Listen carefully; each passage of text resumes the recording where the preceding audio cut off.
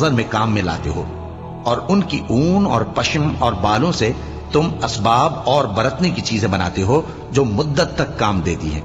اور اللہ ہی نے تمہارے آرام کے لیے اپنی پیدا کی ہوئی چیزوں کے سائے بنائے اور پہاڑوں میں غار بنائے اور تمہارے لیے کرتے بنائے جو تم کو گرمی سے بچائیں، اور ایسے کرتے بھی جو تم کو اسلحہ جنگ کے ضرر سے محفوظ رکھیں۔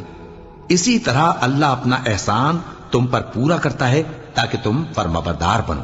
پس اگر یہ لوگ روگردانی کریں تو اے پیغمبر تمہارا کام فقط صاف صاف پہنچا دینا ہے۔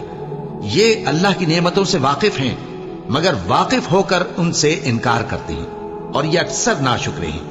اور جس دن ہم ہر امت میں سے ایک گواہ یعنی پیغمبر کو کھڑا کریں گے، پھر نہ تو کفار کو بولنے کی اجازت ملے گی اور نہ ان کے عذر قبول کیے جائیں گے۔